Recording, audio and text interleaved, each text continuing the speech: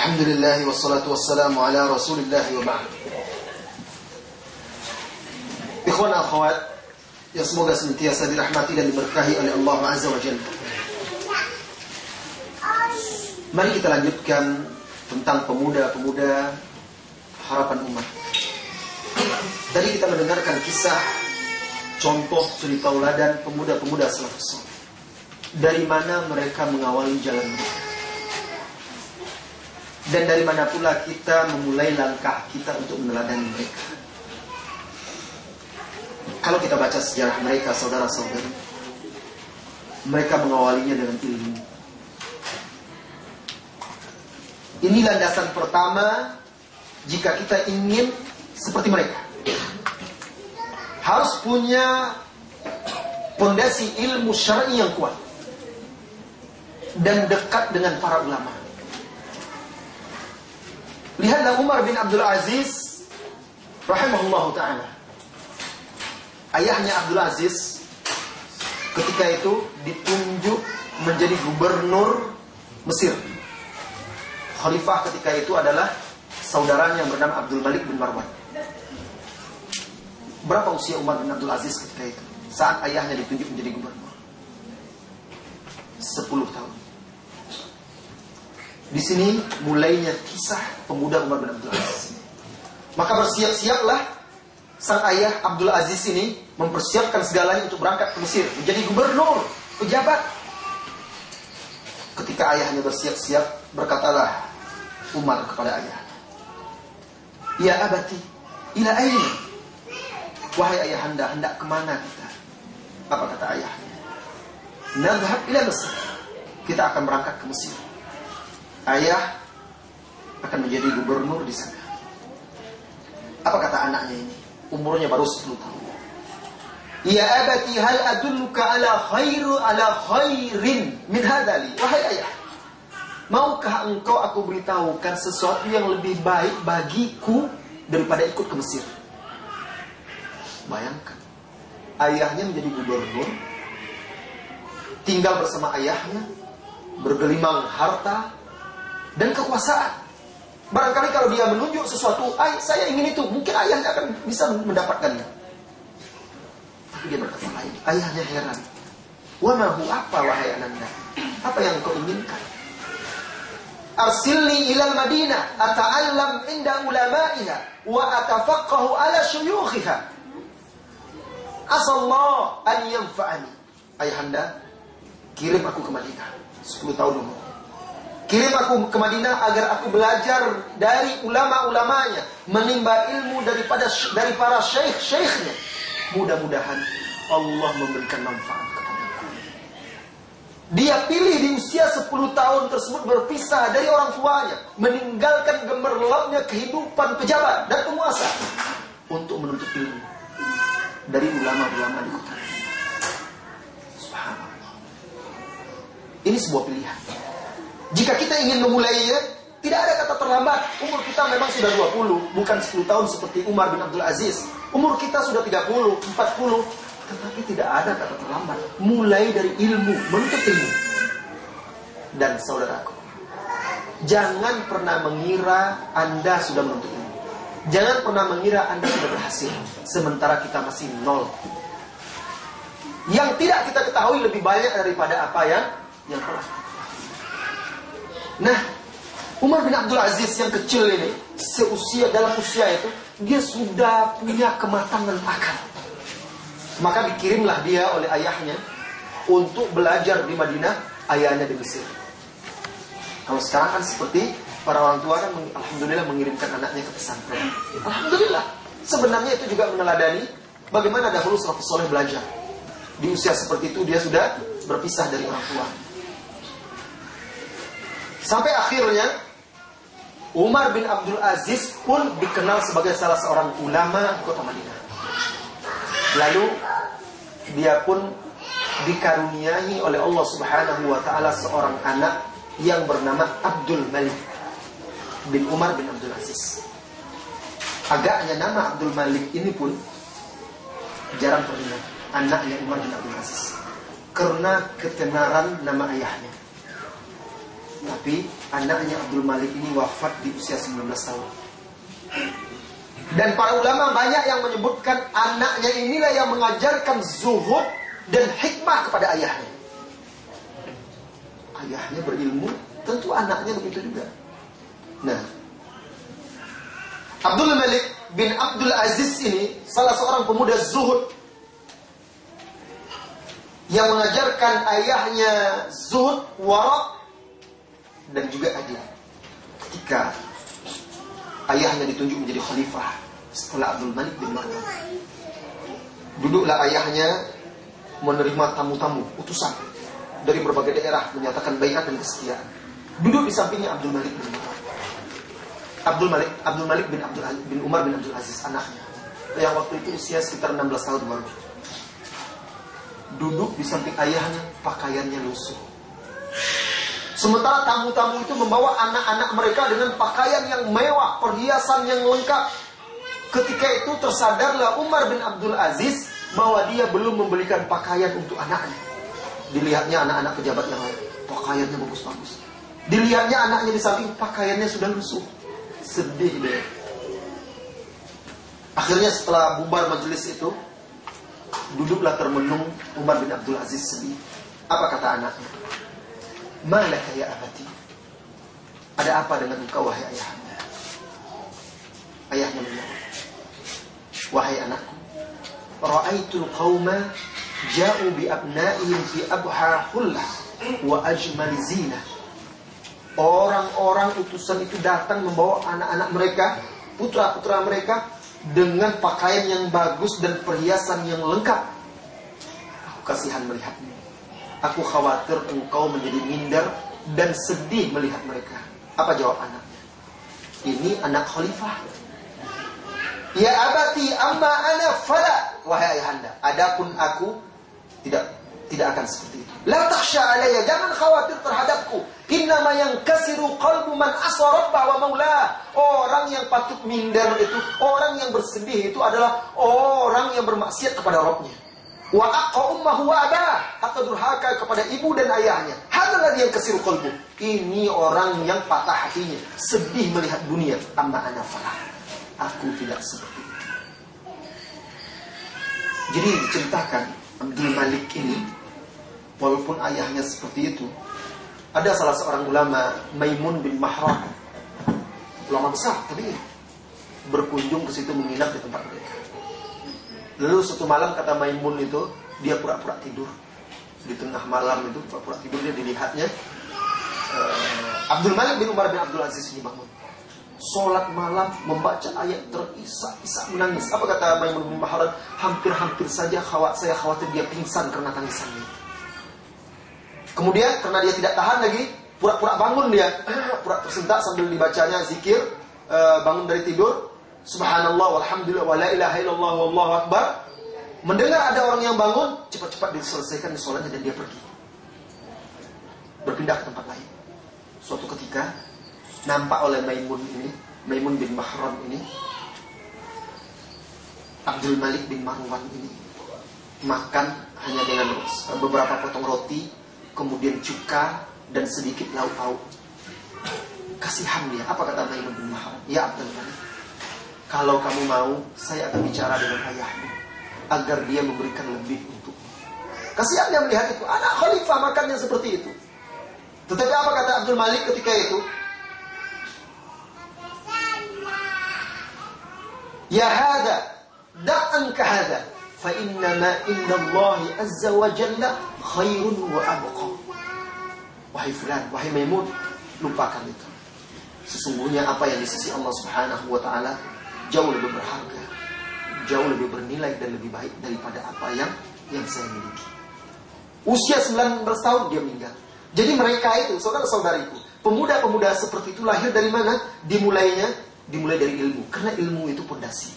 Jika Anda ingin istiqomah, jika Anda ingin meniti jalan mereka, mulai dari jalan ilmu itu. Lihat Imam Malik bin Anas, ketika itu dia bercerita umurnya 5 tahun bersama abangnya, kakaknya, saudara laki-lakinya. Waktu itu duduk bersama ayahnya, Anas, yang juga ulama. Lalu ayahnya memberikan sebuah pertanyaan, diminta keduanya menjawab. Imam Malik menjawab salah. saudaranya menjawab benar. Lalu akhirnya apa kata ayahnya kepada Imam Malik? Marah ayahnya kepada Imam Malik. Ai bunai, wahai anakku, syaghalakal hammam an antaqul. Engkau ini terlalu sibuk mandi-mandi ke pemandian umum sehingga kamu tidak bisa mengerti dan paham masalah ringan seperti ini. Hadhihi masail basithah. Kamu sibuk main saja. Umurnya 5 tahun gitu. Masalah ringan kecil seperti ini engkau tidak paham. Tertegun Imam Malik. Apa kata Imam Malik? Fa waqa'a dzalika fi nafsi. Kata-kata ayahku itu mengena pada hatiku. Fala zamtul a'raj sab'a sinin. Sejak itu aku bermulazamah belajar kepada Abdurrahman bin Hurmus al-A'raj, ulama ahli hadis di masa itu. 7 tahun belajar terus. 5 tambah 7 12 tahun baru. Sampai akhirnya dia dalam usia yang sangat muda sudah menjadi ulama, duduk di majelis ilmu, mengajar dan berfatwa. Mereka mulainya dari mana? Dari ilmu. Dari ilmu kemudian dekat dengan ulama. Bahkan Imam Malik bin Anas itu dia juga bercerita, kuntu idza ra'aitu sibyan qad sabaquni ajma' fi jaybi min at-tamar fa'atihim. Jadi dulu anak-anak kecil dulu memang dekat para ulama. Apa kata dia? Aku ketika menanti Al-A'raj Abdurrahman bin Hurmus itu, kalau aku lihat banyak anak-anak sudah mendahului aku berkumpul ingin bertanya kepada dia belajar, aku kumpulkan korma-korma dari kantongku, lalu aku bagi kepada anak-anak itu. Sehingga anak-anak itu sibuk makan korma, gantian dia lagi yang belajar. Ditinggalkannya anak itu, diberinya korma. Sampai seperti itu mereka ternyata orang-orang dahulu itu. Sedini mungkin mereka sudah akrab dengan para ulama. Satu hal lagi, sebenarnya para ustadz, para dai, para ulama jangan malu dan segan mengajar anak kecil juga. Itu tidak akan menjatuhkan level dan derajat para ulama. Dulu ulama-ulama itu mengajarkan anak kecil. Abdurrahman bin Hurmus itu, Al-A'raj. Berapa usia Imam Malik belajar sama dia? 5 sampai 12 tahun. Mereka tidak segan, tidak menganggap, kalau gitu masa saya akan mengajar anak kecil pula. Tidak, ya, itu martabat mereka. Sehingga anak-anak dahulu kecil mereka sudah akrab dengan ulama, dekat dengan ilmu. Ilmu yang mereka dapat pun terjaga. Nah, ini langkah kita memulai. Mulai dengan ilmu, akrab dan dekat dengan ulama, ada tempat bertanya sehingga kita terjaga dari fitnah-fitnah. Setelah itu, wahai saudara-saudariku, setelah kita menuntut ilmu, ingat, yang kedua, Allah Subhanahu wa ta'ala berfirman, walau annahum bisu'an nisa, walau annahum fa'alu ma yu'aduna bihi lakana khairan lahum wa ashadda tathbita. Di juz 5, wa idza la'atainahum min ladunna ajran 'azima wa lahadainahum siratan mustaqima. Apa artinya? Dan kalaulah bahwasanya mereka fa'alu mengerjakan, menjalankan, mengamalkan ma yu'aduna bihi, apa yang diajarkan kepada mereka, amalkan. Mereka dahulu itu menuntut ilmu untuk diamalkan, bukan menuntut ilmu untuk berdebat, bukan menuntut ilmu untuk menandingi ustaz, ulama dan lain sebagainya, bukan, untuk menghapuskan kebodohan dari diri dia sehingga dia bisa beribadah kepada Allah dengan benar, lalu diamalkan. Itu tujuannya. Apa kata Allah? Dan kalaulah bahwasanya mereka itu mengerjakan apa yang dinasihatkan, diajarkan kepada mereka, walau annahum fa'alu ma yu'aduna bi lakana khairan lahum, pasti itu lebih baik bagi mereka, wa asyadda tathbita, dan pasti akan membuat mereka lebih istiqomah. Itu kita sering mendengar kajian yang kaset lah, yang live di internet lah, yang kita undang ustaz-ustaz ke sini dari Indonesia, kita habiskan dana sekian. Untuk apa? Kalau bukan untuk diamalkan. Kalau tidak kita amalkan ilmu yang sudah kita dapat itu, maka akan mudah kita goyah, tidak akan istiqomah, karena Allah yang menjamin di sini. Kalau mereka mengamalkan apa yang diajarkan itu lebih baik bagi mereka, wa asyaddu tathbita, dan membuat mereka lebih tegak, kokoh dan kuat. Atainahum min ladunna ajran 'azima wa la hadainahum siratan mustaqima. Kemudian karena itu kami berikan mereka pahala yang besar dari sisi kami, dan kami tunjuki mereka jalan yang lurus. Jadi jalan hidayah agar kita bisa seperti mereka itu, selain ilmu dan dekat dengan para ulama, amalkan ilmu itu, misalnya kita istiqomah, Allah akan berikan pahala dan bimbing selalu kita ke jalan yang lurus. Itu syarat. Dan itu yang berat. Kita bukan tidak belajar, tapi kita belajar menghafal, belajar membaca. Namun kita lebih butuh lagi untuk belajar beramal. Kemudian yang ketiga, saudara-saudari, mereka dahulu para pemuda itu saling menasihati di antara mereka. Tidak peduli siapapun, walaupun itu ayah mereka, walaupun itu orang yang terdekat dari mereka. Mereka tidak takut, tidak khawatir nanti kalau dinasihati dia benci sama saya. Tidak. Karena cinta dan ridho Allah jauh lebih mereka kedepankan dari cinta dan ridho siapapun. Ketika Umar bin Abdul Aziz, dia berniat mengembalikan harta kaum muslimin yang dulu diambil oleh Hajjaj, dirampas oleh Al-Hajjaj, dan ada pada kaum Bani Umayyah. Pada Bani Umayyah, dia ingin mengembalikan harta manusia itu. Lalu dia bermusyawarah dengan pejabat-pejabat. Apa kata pejabat-pejabat mereka? Wahai Amirul Mukminin, kalau itu engkau lakukan, itu akan membuka pintu-pintu keburukan. Itu kan bukan urusan Anda, itu perbuatan orang-orang sebelum Anda. Biarlah mereka bertanggung jawab di hadapan Allah, bukan urusan Anda. Datang anaknya Abdul Malik. Pas ketika itu didengarnya pendapat-pendapat pejabat itu, apa kata dia? Ya abati wahai Muhammad, sesungguhnya saran-saran dan pendapat mereka itulah yang akan membukakan pintu keburukan kepadamu. Dan kalau itu engkau lakukan, engkau lebih buruk daripada Al-Hajjaj. Itu adalah hak manusia. Apa yang akan engkau lakukan dan engkau katakan di hadapan Allah Subhanahu wa ta'ala. Tertegun dia. Sampai akhirnya dia kumpulkan harta-harta itu, dia data, dan dia umumkan kepada manusia siapa yang merasa dahulu hartanya pernah dirampas, dikembalikan. Datang ke sini. Karena banyaknya, sampai waktu zuhur belum selesai lagi. Umar bin Abdul Aziz berniat istirahat, nanti asar dilanjutkan. Datang anaknya. Wahai ayahanda, siapa yang menjaminmu akan hidup sampai asar? Bagaimana sebelum asar kamu sudah mati, sudah meninggal, ini belum selesai dikembalikan hak-hak manusia? Apa nanti pertanggungjawabanmu di hadapan Allah? Takut langsung Umar bin Abdul Aziz. Tidak jadi dia istirahat dan tidur. Terus sampai akhirnya selesai dia menunaikan amanah tersebut. Saling nasihat.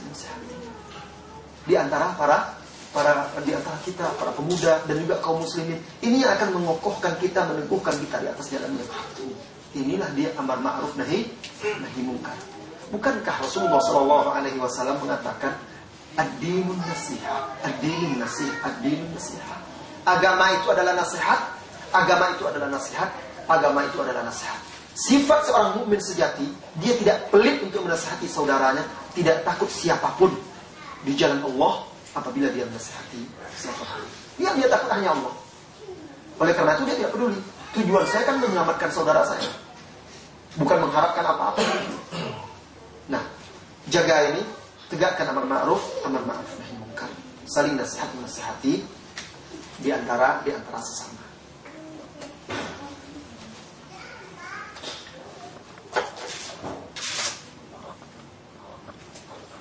Kemudian yang berikutnya, wahai saudara-saudari, kita harus punya ghirah, kecemburuan terhadap agama. Harus. Ghirah itulah yang membuat semangat kita untuk beragama dan berjalan menuju Allah itu tetap hangat dan tidak dingin. Kalau sudah tidak ada ghirah lagi, namanya dayus. Tidak ada semangat lagi untuk belajar, malas. Tidak ada lagi semangat untuk menuntut ilmu. Tidak ada lagi semangat untuk mengajak orang berdakwah. Malas, dingin. Itu dia, ghirah itulah yang akan membakar semangat kita, kecemburuan kita kepada agama Allah. Tidak rela kita ketika agama Allah itu direndahkan, dilecehkan. Tidak rela kita melihat saudara-saudara kita itu bodoh, tidak paham agama. Harus ada ghirah. Pemuda-pemuda Islam memiliki ghirah, semangat. Lihat dahulu pemuda-pemuda di zaman Rasulullah SAW. Pernah Anda mendengar tentang Rafiq bin Khudaij? Usianya waktu itu 10 tahun dengan kawan-kawannya. Belum lagi 15, 10 tahun lebih, tapi belum sampai 15. Mungkin antara 10 sampai 14 tahun. Mereka masih main-main sama kawan-kawannya, anak-anak layaknya anak-anak. Terdengar kabar orang musyrikin akan menyerang kota Madinah. Lalu mereka dapat kabar pula Rasulullah sedang menyusun pasukan. Datang mereka ramai-ramai dengan kawan-kawannya. Lalu datang minta izin kepada Rasulullah untuk menjadi pasukan kaum muslimin. Karena ghirah. Rasulullah lihat mereka masih anak-anak, belum 15 tahun lagi. Ini bukan tempat bermain-main. Ini tempat menyambung nyawa. Ini tempat menumpahkan darah di jalan Allah. Rasulullah SAW perintahkan mereka pulang semuanya. Tapi mereka tidak puas. Datanglah Rafiq bin Khudashi, ditemuinya pamannya. Lalu dia berkata, "Ya, akhbir Rasulullah SAW anni rami." Wahai Rasulullah, wahai paman, tolong sampaikan kepada Rasulullah, saya ini ahli memanah, walaupun usia saya kecil. Saya ahli memanah, sampaikan. Jadi anak-anak dulu itu, mereka pokoknya berpikir, bagaimana sih bisa memberikan manfaat untuk agama ini? Dengan apa yang saya punya, dengan apa yang saya miliki. Pernahkah kita berpikir seperti itu? Saya bisa apa untuk berbuat untuk agama ini? Oh, saya bisa mencetak buletin-buletin, saya bagi-bagikan kepada kaum muslimin. Lakukan. Apa yang menghalangi kita? Oh, saya bisanya berinfak, bersedekah untuk dakwah. Lakukan. Dulu mereka itu berpikir, apa yang bisa saya perbuat untuk agama ini? Karena ghirah. Jangan menunggu, jangan berpaku tangan, jangan duduk saja. Umat ini menunggu kita. Nah, datang dia. Akhirnya pamannya ini datang kepada Rasulullah SAW. Lalu dia berkata, "Ya Rasulullah SAW, inna ibna akhi, sesungguhnya keponakanku ini rami, ahli memanah." Apa kata Rasulullah? Panggil dia, "Jini bihi." Bawa dia ke sini. Mana Rafiq itu? Lalu Rasulullah letakkan target. Kemudian diperintahkan dia dalam jarak tertentu untuk memanah. Dipanahnya beberapa kali tepat sasaran. Akhirnya Rasulullah lihat anak ini memang pantas, diizinkan dia ikut berperang masuk dalam barisan pasukan kaum muslimin. Terdengar cerita itu ke kawan-kawan yang lain, panas kawannya. Sampai berita itu kepada Samurah yang sedang dalam perjalanan pulang ke Madinah. Oh, bangkit ghirahnya. Rafiq diizinkan berperang, apa hebatnya dia dari saya? Datang dia menemui Rasulullah SAW, lalu dia berkata, "Ya Rasulullah, ajasta Rafi'a." Wahai Rasulullah, kenapa engkau izinkan Rafiq? Wa ana asra'u Rafiq. Saya bisa berkelahi mengalahkan Rafiq itu. Nah, dia ingin melihatkan pula kemampuannya. Apa kata Rasulullah? "Hari ini perlihatkan." Bertarung mereka di hadapan Rasulullah SAW. Fatasara as-Samura wa Rafiq. Faghalaba Samura Rafi'an. Maka bertarunglah mereka, Samura dan Rafi' ini, dua anak remaja ini. Akhirnya Samura mengalahkan Rafi' dan berhasil dia banting ke bumi. Fa'ajazan Nabi SAW Samura. Lalu Nabi SAW mengizinkan Samura untuk ikut berperang. Subhanallah. Jadi mereka untuk agama Allah tidak mau ketinggalan. Kalau orang itu bisa, kok saya nggak bisa? Dia itu menuntut ilmu bisa, saya kok nggak bisa? Dia itu bisa berdakwah dengan yang dia bisa berinfak, bisa ini, bisa itu. Saya kok diam saja? Nah, ini yang ada dalam pikiran anak-anak muda di zaman dahulu, di zaman salafus. Ini yang dibutuhkan juga hari ini, ghirah untuk agama ini. Setiap hari kalau duduk berpikir, dia berpikir, apa yang bisa saya buat untuk agama ini? Kalau dia bercerita, nongkrong, berkumpul-kumpul bersama-sama, apa yang kita buat untuk agama ini? Kalau dia menulis, dia berpikir, apa yang saya bisa ungkapkan dan manfaatkan untuk agama ini? Itu pikiran dia. Dunia dia bekerja, tapi untuk apa lagi pekerjaan itu kalau bukan untuk Allah dan untuk akhiratnya? Ini yang dibutuhkan oleh kita ini. Terkadang kita merasakan futur, lemah. Kenapa? Ketika ghirah ini tidak ada. Ghirah untuk agama itu wajib ada. Kalau tidak, maka kita akan membeku, dingin, duduk, diam, tidak punya semangat. Orang sudah berlomba-lomba, kita masih saja di tempat. Dan Allah tidak ridho kecuali kita berlomba-lomba. Musa alaihissalam, coba perhatikan. Ketika dia membawa pemimpin-pemimpin kaumnya ke tempat yang sudah dijanjikan, miqat yang sudah dijanjikan oleh Allah. Sebagaimana diceritakan di dalam surat Toha. Ketika sudah hampir dekat, dipercepatnya langkahnya seakan berlari, tertinggal kaumnya di belakang. Apa kata Allah? "Wa ma a'jalaka ya Musa Apa yang membuatmu tergesa-gesa wahai Musa? Kenapa engkau berlari ke sini? Mana kaummu? Lalu Musa pun berkata, ya Allah, mereka ada di belakangku. Mereka tidak ketinggalan, tetapi aku yang bercepat. Wa ajiltu ilaika rabbi litardo. Aku yang bergegas. Aku tidak mau didahului oleh siapapun agar engkau ridho kepadaku. Dan Allah tidak ridho kecuali kita berlomba-lomba untuk agama. Allah tidak ridho kecuali kita berlomba-lomba untuk akhirat. Semangat ini yang dibutuhkan. Ghirah untuk agama Allah Azza wa Jalla. Kemudian yang terakhir, wahai saudara-saudariku, di atas jalan dakwah ini, jangan lupa perbanyak berdoa. Siapapun Anda, berapapun banyak ilmu Anda, hati ini tanpa Allah Azza wa Jalla. Dan harus selalu takut seperti takutnya Umar ibn Khattab radhiyallahu anhu. Apa takutnya Umar ini? Suatu ketika Umar radhiyallahu anhu dipanggilnya Huzaifah ibn Yaman. Lalu dia berkata, ya Huzaifah, unshiruka billah, hal sammani Rasulullah sallallahu alaihi wasallam fil munafiqin. Wahai Huzaifah, aku ingatkan engkau kepada Allah. Apakah ada Rasulullah menyebut namaku dalam daftar orang-orang munafik? Karena Huzaifah ini adalah sahibu sirri Rasulullah SAW, penyimpan rahasia Rasulullah. Seluruh data-data orang-orang munafik lengkap ada pada dia. Nah Umar takut, padahal dia sudah dijamin masuk surga. Tetap juga dia takut, khawatir dia. Ditanya Huzaifah, ada Rasulullah SAW menyebut nama saya di antara orang-orang munafik ini? Apa kata Huzaifah? Demi Allah saya tidak akan sebutkan lagi kecuali kepada Musa. Setelah ini tidak ada lagi orang yang akan saya beritahu. Rasulullah tidak pernah menyebut nama. Apa yang menyebabkan dia seperti itu? Dia takut.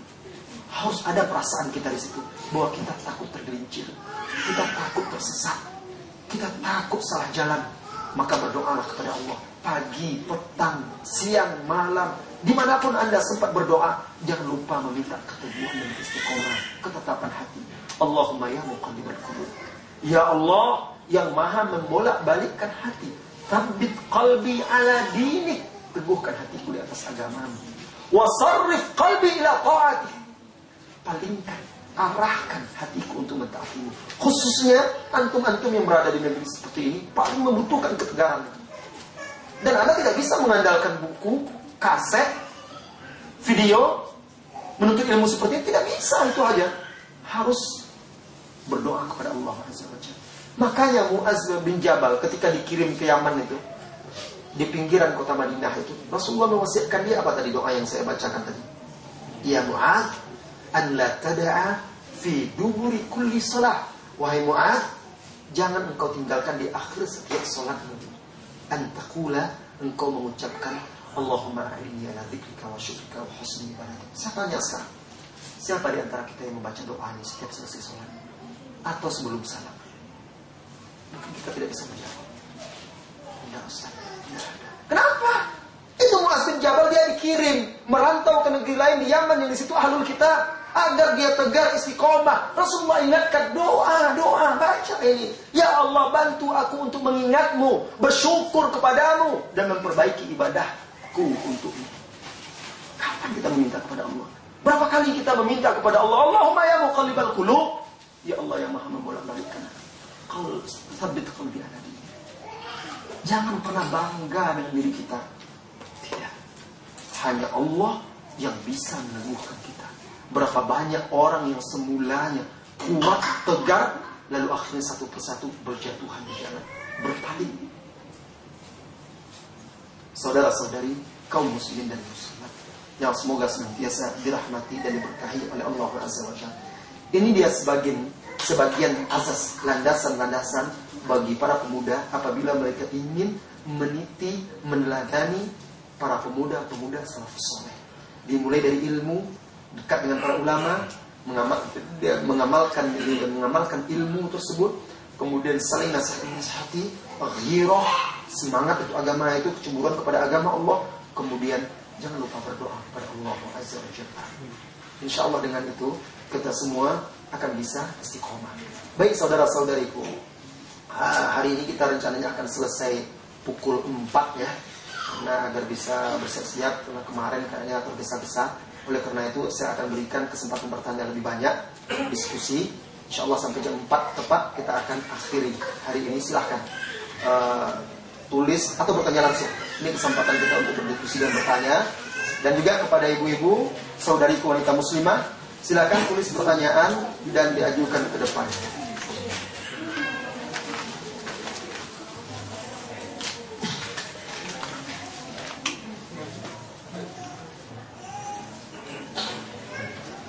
Pertanyaan yang pertama, Ustaz, bagaimana mendidik akhlak anak-anak? Secara IQ mereka pintar-pintar, juara kelas, tapi akhlaknya dan adabnya kurang baik. Anak-anak itu, saudara-saudariku,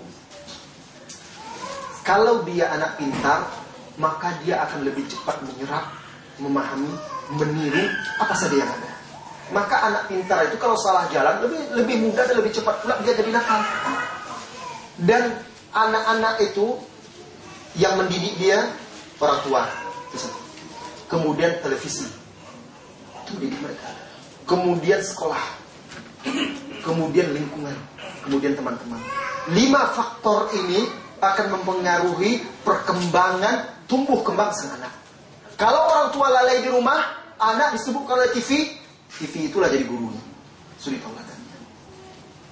Jika tidak, di jalanan juga bebas, maka orang-orang yang di jalan itu yang akan menjadi guru dia. Begitu juga di sekolah.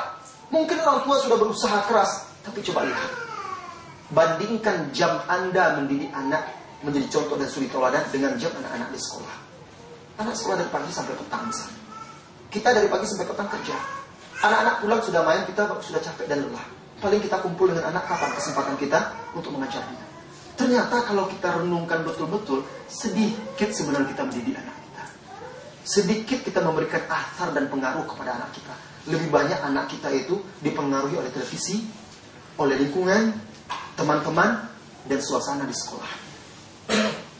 Jadi, kalau kita sudah tahu ini, kita bisa tahu apa sih faktor-faktornya.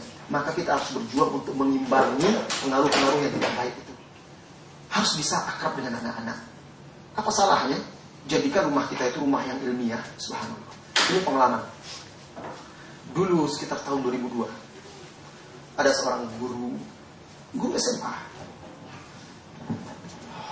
Dia itu berusaha terus bertanya, Ustaz, ada enggak kursus akhlak ini dan segala macam. Saya ingin anak saya itu punya akhlak yang baik. Mana ada, Bu? Sebenarnya.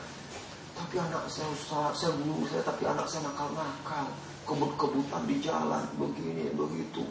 Saya jadi takut. Udah begini, Ibu ciptakan suasana iklim ilmiah di rumah Ibu. Yang saya maksud iklim ilmiah ini adalah dalam bidang agama. Buat majelis ilmu di rumah Ibu khusus untuk keluarga Ibu. Tapi mereka tidak mau datang, Ustaz. Kalau udah begitu tuh malas-malas. Suami saya juga tidak mendukung. Ibu jangan putus asa. Mendidik itu bukan seperti membalik telapak tangan. Harus berusaha dahulu. Jangan pernah putus asa. Akhirnya setiap minggu dibuatlah pengajian di rumahnya. Diundangnya adik-adiknya, semua anaknya, suaminya. Suaminya tidak mau hadir. Setiap ada pengajian itu tutup pintu, dalam kamar saja. Anaknya datang lambat-lambat, tapi dia duduk jauh-jauh pula. Tapi terus rutin, tidak putus asa. Setahun, 2 tahun, subhanallah. Suaminya sebelum meninggal jadi rajin mengaji. Karena dalam kamar kan dengar terus dia. Walaupun dia tak mau keluar, malas duduk kamar dengar terus. Terdengar. Nah kalau Allah dia beri hidayah, dia akan berpikir juga, iya juga kata Ustaz ya, iya juga, iya juga. Akhirnya beberapa tahun menjelang suaminya wafat itu, suaminya rajin ke majelis ilmu, anak-anaknya rajin mengaji, yang perempuan mulai bercadar dan segala macam. Subhanallah, jadi keluarga yang ilmiah, yang dekat kepada Allah Subhanahu wa ta'ala. Perjuangan seorang ibu, dia berusaha. Itu padahal anak-anak yang sudah terpengaruh oleh dunia luar. Anaknya kebut-kebutan, mau jadi artis lah, nyanyi ini, nyanyi itu, tampil di radio. Tapi bisa berubah, nyanyi itu ditinggalkan, berganti dengan menghafal Al-Quran. Masuk, akhirnya ditinggalkannya sekolah umum, masuk ke pesantren ini, pesantren sakfin. Usaha, perjuangan. Nah kalau anak-anak yang sudah terpengaruh seperti remaja itu bisa berubah dengan usaha dan doa kita dengan izin Allah, apalagi anak-anak yang masih kecil, itu paling mudah untuk mempengaruhi dia. Jadi perjuangan orang tua. Walaupun anak kita terpengaruh di luar dan segala macam, Tapi rumah kita jangan sampai memberikan pengaruh yang buruk. Pulang dia ke rumah, itu kesempatan bagi dia mendapatkan pengaruh yang baik. Manakah yang penting? Apakah mengetahui kaifiat ibadah atau hikmah dari ibadah? Karena ada orang yang meremehkan kaifiat solat dan lebih mencari hikmah gerakan solat. Saudara-saudari kaum muslimin dan muslimat, kewajiban kita sebagai hamba Allah itu adalah sami'na wa ata'na, menjalankan perintah Allah, baik kita paham apa tujuan dan hikmahnya atau tidak. Karena masalah hikmah itu ilmu Allah, rahasia Allah. Dari mana dia tahu gerakan sholat itu kalau ruku itu sebenarnya hikmahnya ini? Itu kan pemahaman dia, belum tentu Allah memaksudkan itu lagi. Itu rahasia Allah, Allah tidak pernah jelaskan. Tidak bisa, itu anggapan dia saja. Walaupun dia paham hikmah yang menurut dia hikmah itu, tapi kalau gerakan sholat dia tidak benar, salah, tidak sah sholatnya. Kalau menyelisihi sholat Rasulullah SAW. Nah, jadi hikmah yang terbesar dari sholat itu apa? Hikmah yang terbesar dari sholat itu adalah untuk merendahkan diri kita, menghambakan diri kita di hadapan Allah SWT.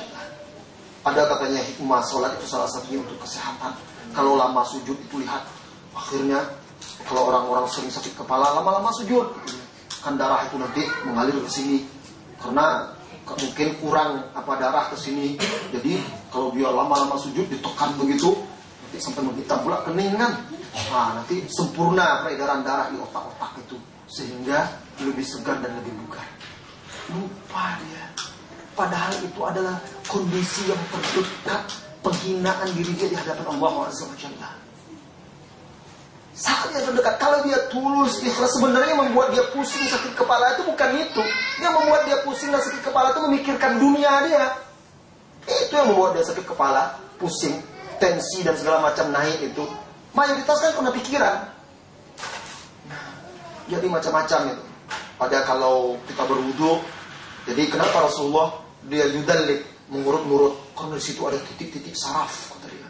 Kalau begini bisa sembuh ini, itu, dan segala macam. Itu terlalu berlebih-lebihan. Semua itu ibadah itu dilakukan hikmah. Sekarang coba kita tanya, kalau memang benar mereka paham hikmah.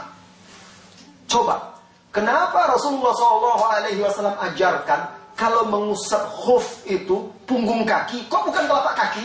Apa hikmahnya? Tanyakan kepada mereka, yang kotorkan telapak kaki, kok punggungnya yang disapu? Apa kata Ali? Lau kana dinu bil akli, kalau agama itu dengan akal, lakana asfalul qadam aula bil mashi. Telapak kaki itu lebih patut untuk diusap dan disapu ketika berwudu. Kalau memang mereka paham hikmah, coba tanyakan kepada mereka.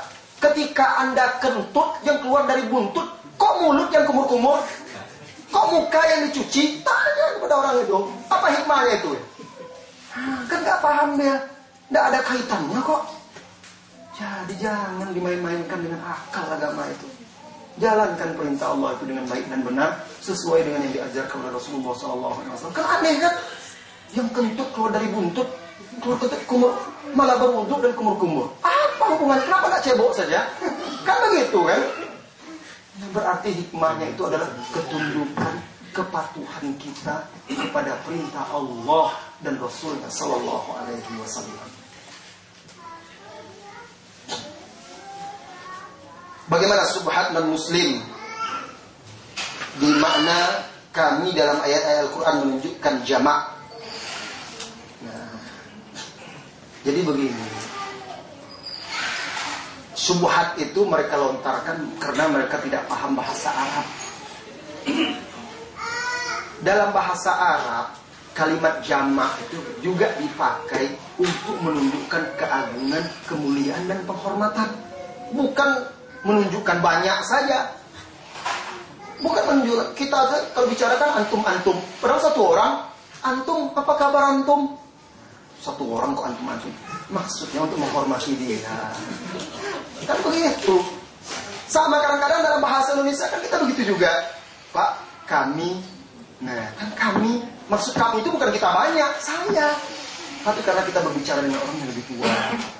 Nah, ketika Allah Subhanahu wa ta'ala mengatakan nahnu Kami itu menunjukkan dia adalah maha agung, maha besar, layak dan patut, wajib dihormati dan dimuliakan.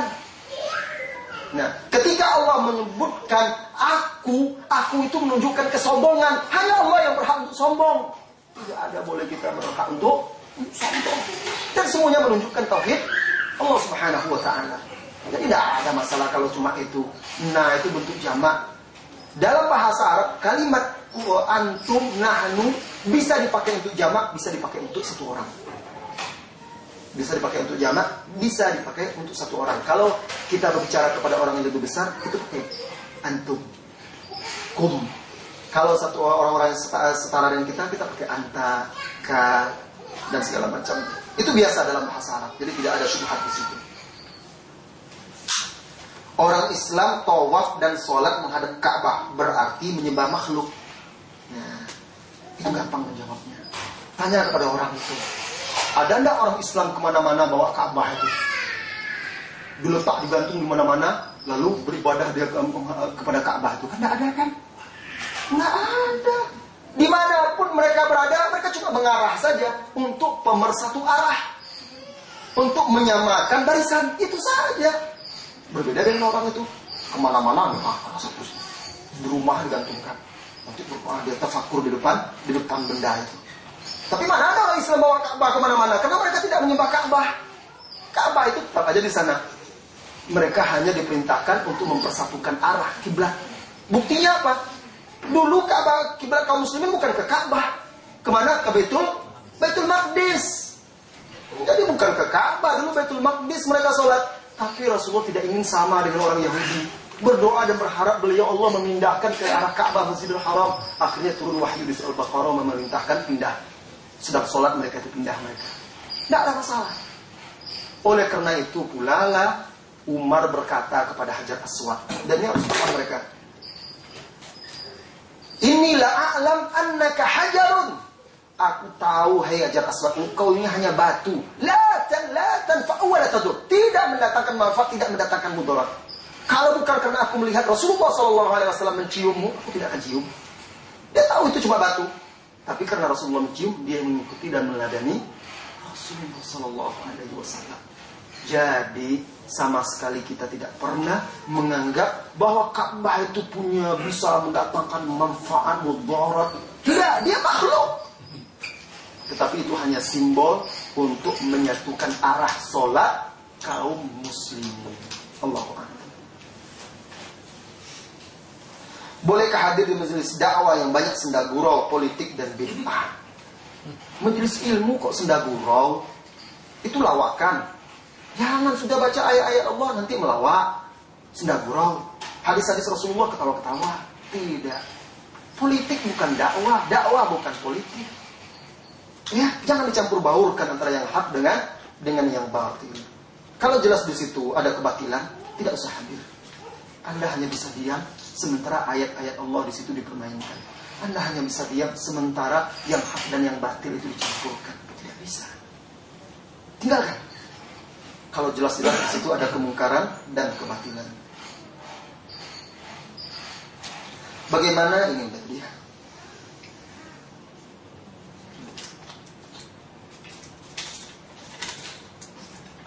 Ustaz, tolong jelaskan hukum menonton bola.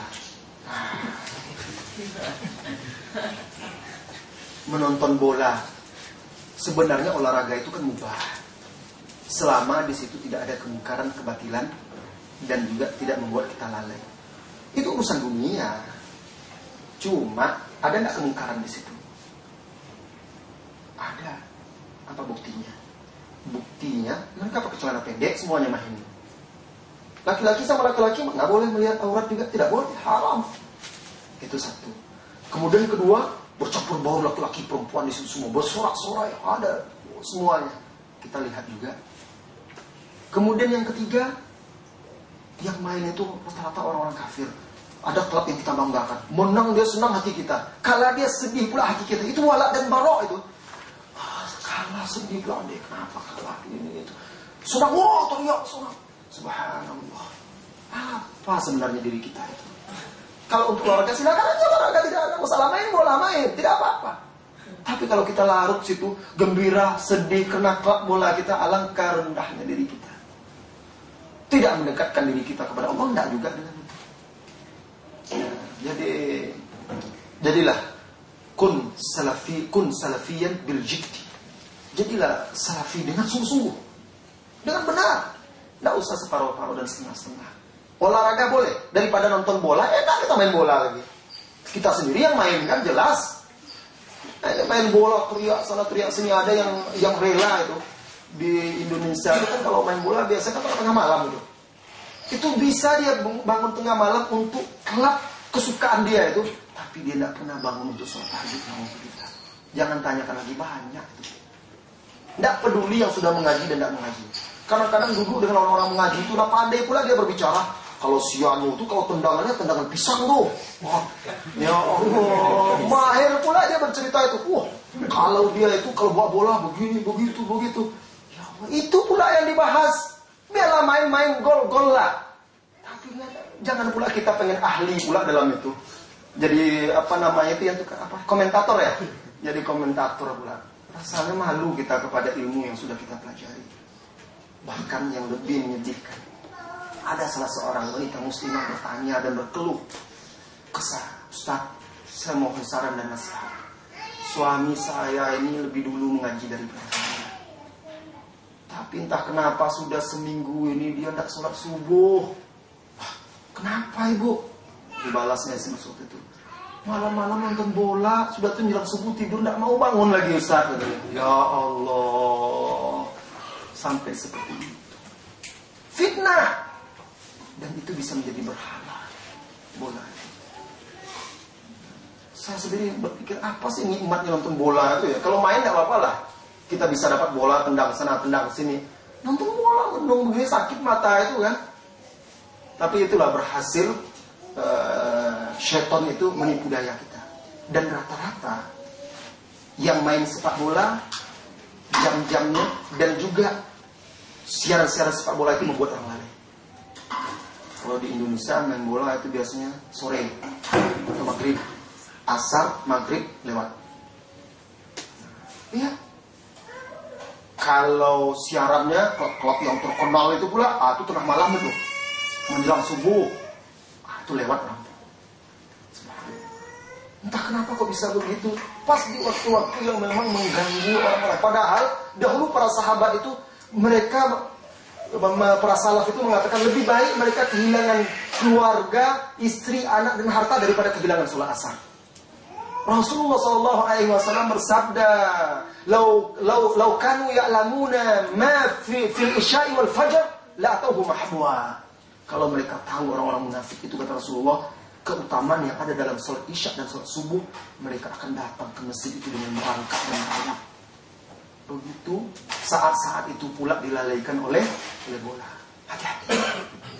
Jangan sampai biarkan diri kita larut hanya untuk hal-hal yang seperti itu.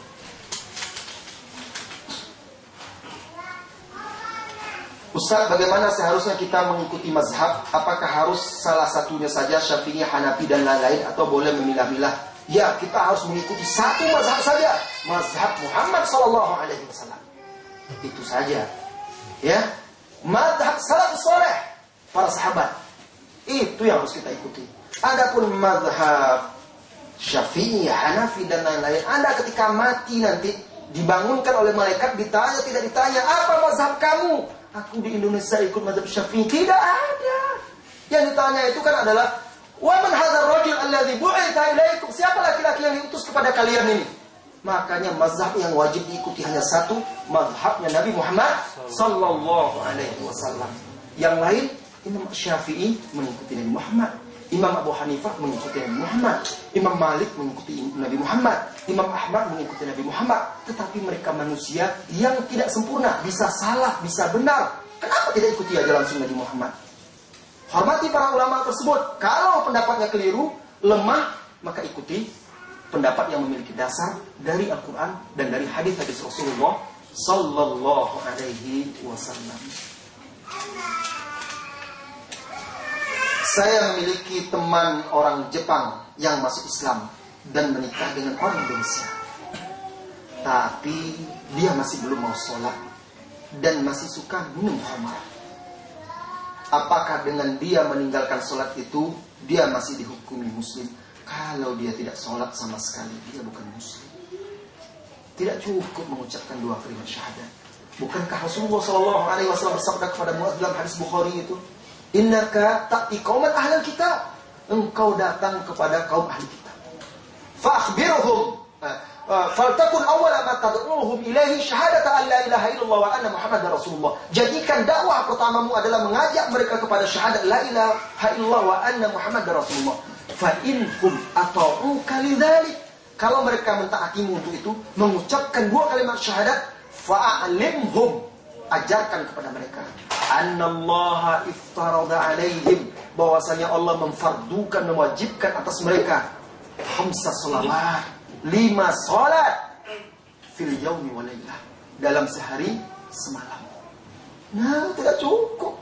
Jadi bagaimana caranya? Ajak dia. Mungkin kita tidak cukup pandai untuk mengajar dia. Ajak dia berkumpul dengan kaum muslimin yang lain. Ya mungkin seperti majelis-majelis seperti tidak apa-apa diajak. Mungkin tahan dia 1 hari, alhamdulillah. 1 hari, sesaat dia duduk itu mudah-mudahan terbuka pintu hatinya. Berpikir dia ketika dia pulang. Apa salahnya? Ajak dia duduk di majelis kita. Ajak dia belajar. Ajak dia mengaji. Karena dia sudah mengaku muslim. Kalau kita sudah berusaha, ternyata tidak juga dia sholat, maka tidak akan berguna lagi syahadat bagi dia.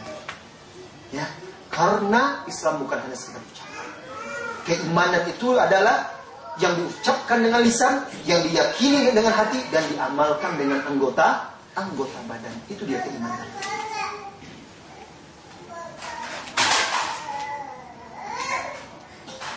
Bagaimana hukum musik dan nasyid Islami? Karena saya dengar ada sekelompok umat Islam yang menghalalkan musik dan nasyid.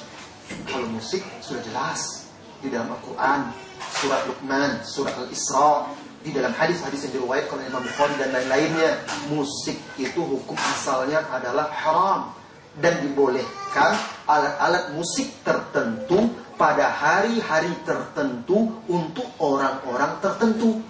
Siapa? Anak-anak di hari raya. Boleh mereka bernyanyi, boleh mereka bermain musik, tapi alat musik tertentu dan nyanyi tertentu. Apa alat musiknya? Rebana. Nyanyi-nyanyi apa? Nyanyi-nyanyi yang bermanfaat, artinya tidak ada di situ kemungkaran, vulgar, tapi mengajak orang kepada kebaikan. Nah, itu ada di Sahih Muslim. Ya. Atau ketika walimah, pesta pernikahan, tapi bukan band, bukan organ, bukan, maksudnya rebana juga. Untuk siapa? Untuk pengantin perempuan. Siapa yang bernyanyi? Juga perempuan kan dipisah, laki-laki perempuan. Untuk perempuan itu. Di dalam Islam itu kalau laki-laki yang nyanyi itu bencong. Iya. Dalam sejarah Islam dari dulu yang nyanyi itu perempuan. Makanya kalau ada laki-laki tampil bernasib-nasib itu kayaknya lembek kan. Nggak pantas.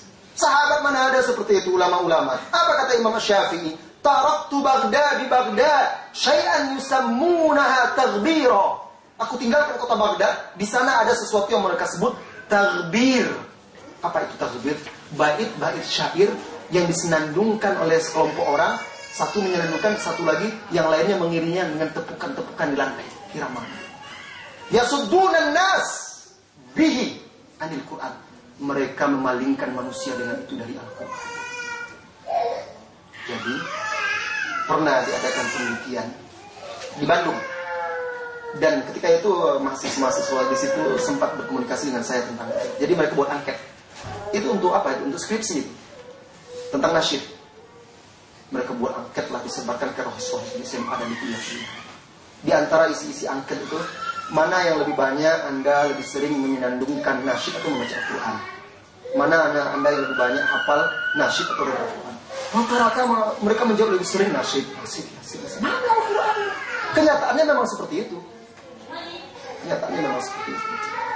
Adapun orang beralasan dulu sahabat juga bernasyid. Kan ada itu. Mereka sedang bekerja menggali hondak, mereka lalu membaca bait-bait syair bersama-sama. Itu bukan nasyid seperti yang dibawakan oleh orang sekarang. Itu adalah bait-bait syair yang dilafazkan dengan senandung-senandung, tapi tidak ada not-not khusus, tidak ada tangga nada, bukan pula pakai backing vokal, bukan pula pakai efek-efek suara, Tidak ada aturan-aturan khusus. Ya terserah, mungkin Anda bisa membaca dengan irama tertentu, saya lain lagi, sesuai dengan suara saya. Dan itu boleh. Baik-baik syair seperti itu. Dulu para sahabat juga, orang-orang Arab itu, kalau mereka dalam perjalanan, di atas onta itu mereka menyandungkan baik-baik. Tapi dengan irama yang tidak berlebihan dan tidak ada aturan-aturan khusus. Berbeda dengan nasib-nasib sekarang kan, pop. Nah, persis seperti itu. Nah, itulah yang dikatakannya nasyid. Coba tanyakan kepada mereka, siapa sih orang yang dapat petunjuk oleh nasyid itu? Siapa orang yang bertobat dari dosa-dosanya karena nasyid itu? Mana orang yang semakin istiqomah karena nasyid itu? Bahkan semakin sekarang itu pintu keburukan itu semakin terbuka, dilombakan. Muncul grup-grup nasyid yang laki-laki, yang perempuan sudah mulai pula diiringi dengan gendang-gendang, mengatasnamakan nasyid Islam. Padahal itu tak sibuklah anak rohis-rohis itu. Kebanggaan mereka apa? Jadi klub nasyid, grup nasyid. Itulah kebanggaannya. Mana dakwahnya? Mana ilmunya? Ya, jadi bukan itu. Itu tidak akan membuat kita semakin dekat kepada Allah Azza wa Jalla.